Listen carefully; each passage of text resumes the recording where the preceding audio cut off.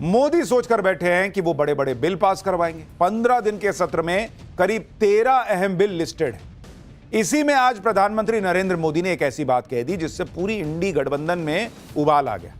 एक बार प्रधानमंत्री को सुनिए, फिर दिखाता हूं ये लोग कैसे तिल मिलाए। हमारी ये नई पीढ़ी के आ रहे नौजवान सांसद, पहली बार आए हुए सांसद, उनको अवसर देना चाहिए। ड्रामा करने के लिए जगह बहुत होती है, जिसको करना है करते रहें। यहां ड्रामा नहीं, डिलीवरी होनी चाहिए। नारे के लिए भी जितने नारे बुलवाने हैं, वो पूरा देश खाली पड़ा है।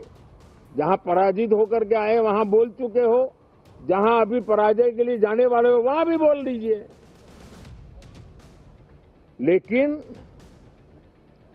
यहां तो नारे नहीं, नीति पर बल देना चाहिए और वो आपकी नियत होनी चाहिए। नरेंद्र मोदी ने क्लियर कट कह दिया कि संसद ड्रामे की जगह थोड़ी है। बॉस, क्या आप ड्रामा करेंगे? संसद नारे लगाने के लिए थोड़ी है। अभी तो चुनाव में नारे लगा के आए, वहां हार के आए। लेकिन नरेंद्र मोदी की ऐसी सख्ती और समझाने के बाद भी आपको क्या लगता है इंडी गठबंधन मान गया होगा? ना, वो माने कहां।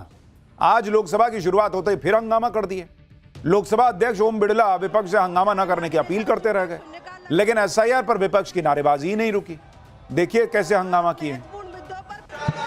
Sir, this is regarding the Manipur Goods and Services Bill, sir.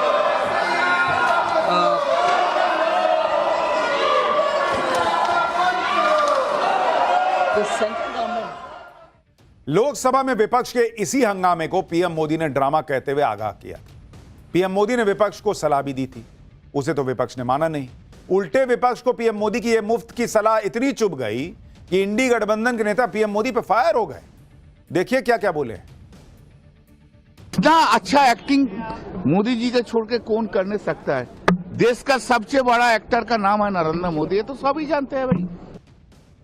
कह रहे हैं सबसे बड़े ड्रामा मास्टर, वो हमें समझा रहे हैं। शाबाश, हमें सीखना है। सही बात, उनसे ड्रामा कैसा करना है, कब करना है, ये टाइमिंग हमें सीखना है। वो आती बहुत ही व्यवस्थित तरीके से एसआईआर की प्रक्रिया पूरी हो और डेमोक्रेसी का ड्रामा ना बनाया जाए। भाई सब भड़के हुए थे। वो ड्रामा वर्ड इन लोगों को बहुत एकदम अंदर पिन मार गया। पीएम मोदी की बातें जिन लोगों को बहुत चुभी, उनमें कांग्रेस भी, जो अभी अभी बिहार का चुनाव नरेंद्र मोदी से हार कर आई। उनमें ममता बनर्जी की पार्टी भी है, जिनका अगले साल चुनाव होने वाला है। अखिलेश यादव की पार्टी भी है, जो अभी से यूपी चुनाव की तैयारी में जुटी हुई है। देखिए, नरेंद्र मोदी ने तो एक तरह से साफ कह दिया कि जो लोग हार को पचा नहीं पाते, वो संसद में नारेबाजी और हंगामे वाला ड्रामा करते हैं। जो लोग हारे हैं या जिन्हें हार का डर है, वो सब इस तरह की ड्रामेबाजी संसद में करते हैं। सुनिए एक बार। पराजय के निराशा में से बाहर निकल करके आए, और दुर्भाग्य है कि एक आध दो दल तो ऐसे हैं कि वो पराजय भी नहीं पचा पाते। और मैं सोच रहा था बिहार के नतीजे इतना समय हो गया है तो अब थोड़ा संभल गए होंगे, लेकिन कल जो मैं बयानबाजी सुन रहा हूं उनकी, तो उसे लगता है कि पराजय ने उनको परेशान करके रखा है। लेकिन मेरा सभी दलों से आग्रह है कि शीतकालीन सत्र में पराजय की बौखलाहट का वो मैदान नहीं बनना चाहिए, और ये शीतकालीन सत्र विजय के अहंकार में भी परिवर्तित नहीं होना चाहिए कि पिछले 10 साल से ये जो खेल खेल रहे हैं, देश स्वीकार नहीं कर रही है इन पद्धतियों को। तो अब थोड़ा बदलें, अपनी रणनीति बदलें। मैं टिप्स देने के लिए तैयार हूं। इसी में इंडी वाले भड़क गए। एक तो ड्रामा बोल दिए, ऊपर से कह रहे हैं मैं टिप्स दे देता हूं, तुम लोगों से तो 10 साल में हुआ नहीं कुछ। अब जब ये कह दिए कि भाई कैसे परफॉर्म करना उसकी टिप्स ले लो, तो इंडी वाले जो है उनको आग लगी हुई है। लेकिन इंडी गठबंधन ने हंगामे को ही परफॉर्मेंस मान रखा है। इसलिए नरेंद्र मोदी ने आज संसद के पहले ही दिन सख्ती दिखा दी, क्योंकि विपक्ष ने हंगामे की आदत बना ली। और मैं आपको याद दिलाता हूं, यह ऐसे ही नहीं हो रहा है। आप मॉनसून सत्र को याद कीजिए। जो पिछला मॉनसून सत्र हुआ 2025 का। ऐसा नहीं कि नरेंद्र मोदी आए उन्होंने कहा कि नहीं आज मेरा मूड है मैं इनको ऐसा बोलता हूं। आप मॉनसून सत्र देखिए, मॉनसून सत्र 2025 का हुआ था, जुलाई में हुआ था। अभी पिछले बार की बात बता रहा हूं। जो प्रोडक्टिविटी थी कि भाई कितना काम हो पाया संसद के दोनों सदनों में, लोकसभा में कितनी थी आपको पता है? लोकसभा की प्रोडक्टिविटी थी मात्र 29%, 29% बॉस। और राज्यसभा की कितनी थी? राज्यसभा की प्रोडक्टिविटी थी 34%। तो अब और हर सत्र का ऑलमोस्ट यही हाल है। 21 दिन के सत्र में, लोकसभा में 21 दिन के सत्र में मात्र 31 घंटे काम हुआ, राज्यसभा में ऑलमोस्ट 42 घंटे। और पैसा कितना बर्बाद हुआ आप देखिए। समय तो बर्बाद हुआ ही कि भाई आप अपने अपने क्षेत्र के मुद्दे नहीं उठा पाए। लोकसभा में 124 करोड़ से ज्यादा का पैसा बर्बाद हो गया और राज्यसभा में 80 करोड़ से ज्यादा का, 80 करोड़ प्लस। कुल नुकसान 204 करोड़ से ज्यादा का हुआ। मॉनसून सत्र में विपक्ष ने शुरू में ऑपरेशन सिंदूर पर चर्चा को लेकर बवाल काटा। इसी पर अड़ा रहा कि पीएम मोदी सदन में आकर जवाब दे।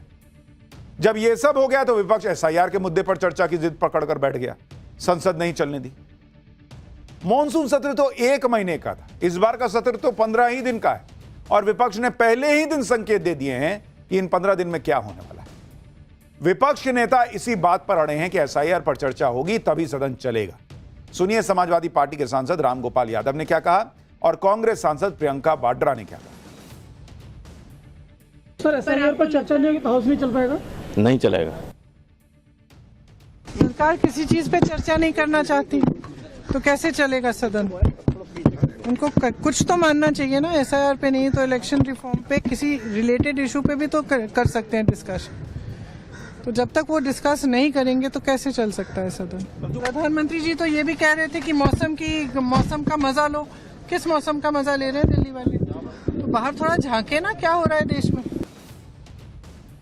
प्रियंका वाड्रा कह रही हैं कि इस देश में कभी सदन में जो है, जो ये लोग मुद्दा उठाते हैं उस पर चर्चा ही नहीं होती। कौन सी चीज पे चर्चा नहीं हुई बॉस? ऑपरेशन सिंदूर पे बोले कि नहीं चर्चा होनी नहीं हुई। चर्चा खुल के चर्चा हुई। पीएम बोले नहीं थे ऑपरेशन सिंदूर पे। मणिपुर पे पीएम बोले नहीं थे पिछली बार। कौन सी ऐसी चीज है जिस पर विपक्ष बोलता है तो चर्चा नहीं होती? लेकिन इनका है कि वक्त भी हम तय करेंगे, जगह भी हम तय करेंगे और जब हम बोलेंगे तभी होगा। इससे थोड़ी सदन चलता है, फिल्म थोड़ी चल रही है। प्रियंका वाड्रा एसआईआर का मुद्दा उठा रही हैं। राहुल गांधी तो साइलेंट मोड में है क्योंकि बिहार की हार और एसआईआर के बवाल के बीच एफआईआर हो गया। यहां एसआईआर कर रहे हैं, वहां एफआईआर हो रखा है। एफआईआर नेशनल हेराल्ड केस में हुई। नेशनल हेराल्ड केस में सोनिया गांधी और राहुल गांधी के खिलाफ नई एफआईआर दर्ज हो गई है। उन पर आपराधिक साजिश रचने के आरोप हैं। एफआईआर दर्ज होने के बाद आज पहली बार राहुल गांधी संसद में मीडिया के सामने आए, लेकिन एक को शब्द नहीं बोले। रिपोर्टर उनसे लगातार सवाल करते रहे, उन्होंने कोई जवाब ही नहीं दिया। देखिए क्या एसआईआर छोड़िए, एफआईआर के बाद क्या हाल है देखिए जरा। इधर भैया, right side. Thank you brother. No, I'm not talking right now. Thank you. He's ready to give tips to the Congress party to सरकार perform better. आराम से बैठ Prime Minister said that. Come, let me get it. जल्दी। अब सोचिए राहुल गांधी घूमते फिरते चलते फिरते कुछ नहीं तो कम से कम अडानी अंबानी तो बोल के निकल ही जाते थे। वो आज कुछ नहीं बोल पाए जब से कल से एफआईआर हुई है। एसआईआर पे भी नहीं बोल पाए। एफआईआर का असर है क्या है भगवान जाने। राहुल गांधी की बॉडी लैंग्वेज बहुत कुछ कह रही थी, लेकिन इंडी गठबंधन माहौल ऐसा बना रहा कि जैसे नरेंद्र मोदी को बैकफुट पर डाल दिया। विपक्ष एसआईआर पर चर्चा को लेकर अड़ा है। वो यही माहौल बना रहा है कि एसआईआर के आड़ में वोट चोरी हो रही है और इसी से पीएम मोदी बिहार का चुनाव जीते। लेकिन विपक्ष के